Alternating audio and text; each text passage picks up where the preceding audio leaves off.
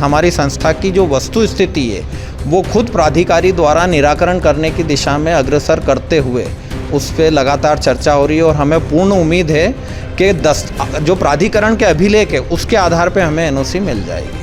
Collector साहब ने कहा है कि सब कुछ खत्म हो गया है, इसीलिए आप एनओसी जारी करें। वर्तमान में इस सोसाइटी में कुछ अवैध व्यक्तियों द्वारा कब्जा कर लिया गया है संस्था के कार्यालय पे। तो संस्था में गैर सदस्यों को मेंबर बनाने का दबाव बना रहे हैं, जबकि संस्था में जो मेंबर ऑलरेडी हैं वो 740 हैं, 40 ही रह सकते हैं, 740 ही रह सकते हैं।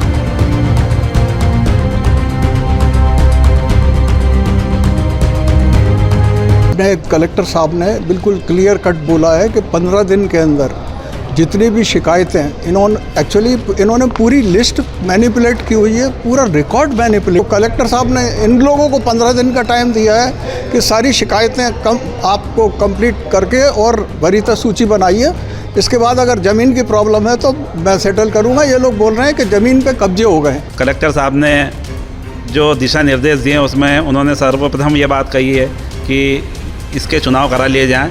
उसके बाद अगर कोई भी भू माफिया वगैरह कोई भी अगर इसमें कोई अड़ंगा डालता है तो जनप्रतिनिधि से लेकर सरकार उस बोर्ड के साथ रहेगी और इस कॉलोनी का विवाद का निष्कर्ष निकालकर ही हम छोड़ेंगे। सन 1988-90 से ये कॉलोनी कटी है और आज तक यहाँ के सदस्यों को कोई प्लाट मिले नहीं है। बड़े बड़े भूखंडों का इसमें टीएनसी से नक्शा पास हुआ था और उस नक्शे को इन्होंने विखंडित करके छोटे छोटे प्लॉटों में इसको इन्होंने बना दिया था और उनकी सब 433 रजिस्ट्रियाँ लगभग इन्होंने आवासीय ऐसा बताकर और पूर्ण विकास कार्य कर बताकर इन्होंने उस पर रजिस्ट्रियाँ कर दी थी। कलेक्टर साहब ने इसमें जांच के आदेश दी थी। विवादित संस्थाओं पर कलेक्टर की बैठक के बाद संस्था प्रतिनिधियों ने रखी अपनी बात। HPTV न्यूज को बताए बैठक में रखे गए अपने मुद्दे, साथ ही बताया कलेक्टर आशीष सिंह की ओर से क्या रिलीफ मिला। ग्रीन पार्क, देवी अहिल्या श्रमिक कामगार, श्री महालक्ष्मी के पीड़ितों ने कही अपनी बात। कलेक्टर आशीष सिंह द्वारा विमल अजमेरा को लगाई गई फटकार पर खुश भी नजर आए। वहीं सहकारिता को दिए गए निर्देश पर सभी ने सकारात्मक प्रतिक्रिया दी।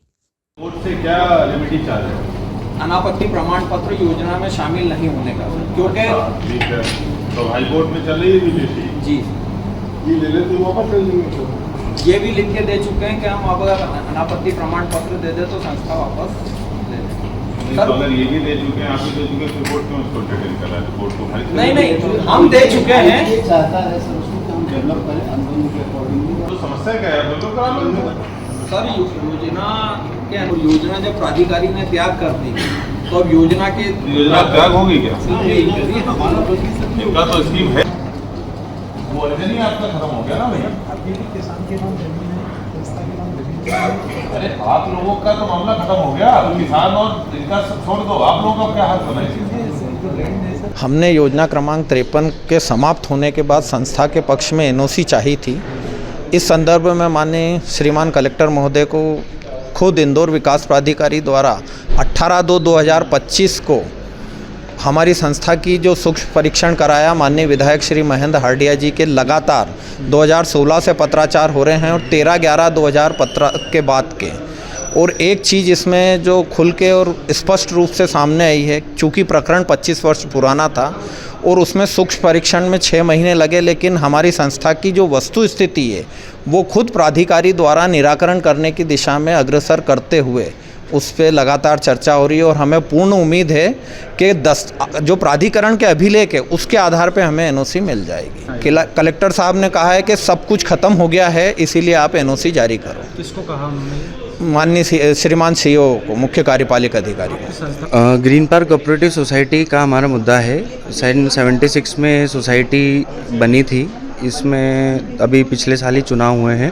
15 साल से इसमें कोई कार्रवाई नहीं हो रही थी सोसाइटी में।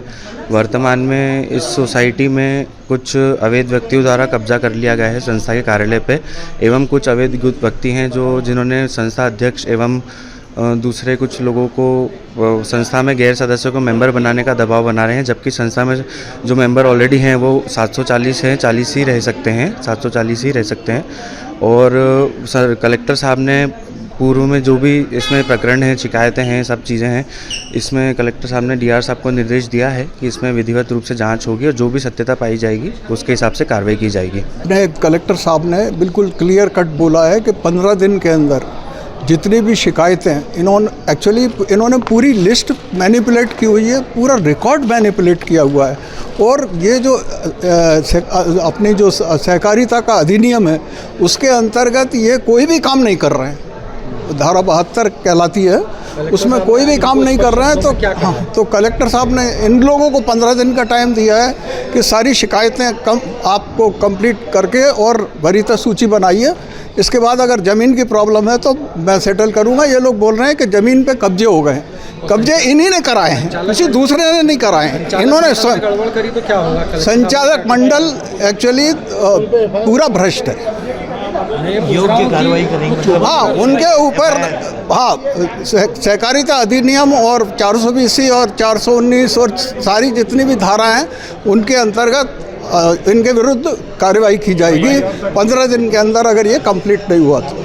आज कलेक्टर साहब ने रेसिडेंसी कोठी पर सभी सहकारी संस्थाओं के जो विवादित है उन्हें बुलाया था और मैं नवभारत गृह निर्माण सहकारी संस्था की तरफ से आया हूं और कलेक्टर साहब ने जो दिशा निर्देश दिए उसमें उन्होंने सर्वप्रथम ये बात कही है कि इसके चुनाव करा लिए जाएं। उसके बाद अगर कोई भी भू माफिया वगैरह कोई भी अगर इसमें कोई अड़ंगा डालता है तो जनप्रतिनिधि से लेकर सरकार उस बोर्ड के साथ रहेगी और इस कॉलोनी का विवाद का निष्कर्ष निकालकर ही हम छोड़ेंगे। सन 1988-90 से ये कॉलोनी कटी है और आज तक यहाँ के सदस्यों को कोई प्लाट मिले नहीं है और भूमाफियाओं ने इस पर कब्जा कर रखा है। इंदौर विकास प्राधिकरण भी इसमें भूमाफियाओं के साथ मिला हुआ है और प्लाट अलाट करने में विभिन्न तरह की परेशानियाँ आ रही है। कलेक्टर साहब का आश्वासन यही है कि इसका चुनाव करा लिया जाए, बोर्ड गठन कर लिया जाए। बोर्ड गठन होने के बाद में हम आपके साथ हैं, आप विधिवत कार्रवाई करें और किसी भी प्रकार की किसी की भी दादागिरी पहलवानी नहीं चलने देंगे। हम लेकपार्क संघर्ष समिति के नाम से हम विगत 15 वर्षों से कार्य कर रहे हैं। इस संस्था में पहले दिन से ही संस्था के जो भी संचालक रहे हैं उन्होंने फ्रॉड किया है। वर्तमान में ये भूमि पीएसपी कमर्शियल भूमि है और पूर्व से भी ये पीएसपी कमर्शियल भूमि रही है। उन्होंने इस पे बड़े बड़े भूखंडों का इसमें टीएनसी से नक्शा पास हुआ था और उस नक्शे को इन्होंने विखंडित करके छोटे छोटे प्लॉटों में इसको इन्होंने बना दिया था और उनकी सब 433 रजिस्ट्रियाँ लगभग इन्होंने आवासीय ऐसा बताकर और पूर्ण विकास कार्य कर बताकर इन्होंने उस पर रजिस्ट्रियाँ कर दी थी। वर्तमान में आज कलेक्टर साहब ने समस्याओं के बारे में जानकारी लेने के लिए यहाँ पर रेसिडेंसी कोठी पे एक मीटिंग ऑर्गेनाइज की थी।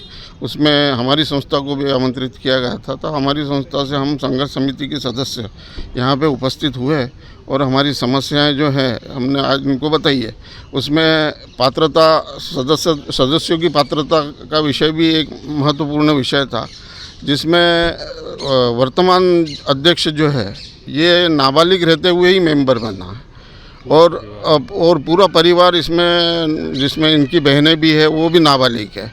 इनकी माताजी जो वर्तमान में संचालक मंडल में है श्रीमती माया तिवारी, वो संचालक मंडल में है और पूर्व में अन्य संस्थाओं में कर्मचारी मित्र बंधु में भी संचालक रही है, उसमें भी मेंबर रही है। उसमें माया में कलेक्टर साहब ने इसमें जांच के आदेश दे दिए हैं और इन्होंने 100 प्लॉट बेचने का एक MOU साइन किया और उसके पेटे इन्होंने 80 लाख तो पर्सनल अकाउंट में अपने लिए हैं। ये संस्था के सदस्यों के साथ बहुत बड़ी धोखाधड़ी करी है। कलेक्टर साहब ने सख्त हिदायत दी है, 15 दिन के अंदर अगर काम नहीं किया तो संचालक मंडल पे सख्त से सख्त एक्शन लिया जाएगा। और अगर जो सभी संचालक मंडल हैं, हमें नियम कायदे से जो चीज़ सही है, इतनी मेहनत होके 2-2.5 साल में पात्र अपात्र लिस्ट बनी है, उसको मुआयना कर लिया जाए। अगर गलत है, कोई गलती से पात्र हो गया है तो उसको अपात्र कर दो, उसको स्वीकार करेगा डिपार्टमेंट भी। और जो अपात्र हो गया है उसको सही है अगर वो तो उसे पात्र कर दो, और जो सही हो गए कम से कम उनको तो प्लॉट दे दो। अब कुछ चीज़ों में अपने हितों को ध्यान में रखते हुए अगर नहीं हो रहा है कि भाई कोई अपात्र हो गए तो अब उसको बचाने में हम क्या कर सकते हैं। साहब का रुख क्या रहा? बहुत सख्त रुख है, उन्होंने बहुत सख्त हिदायत दी है कि आपको 15 दिन के अंदर ये एक्शन करना है, अदरवाइज़ आपको डिपार्टमेंटल एक्शन लिया जाएगा और FIR की जाएगी।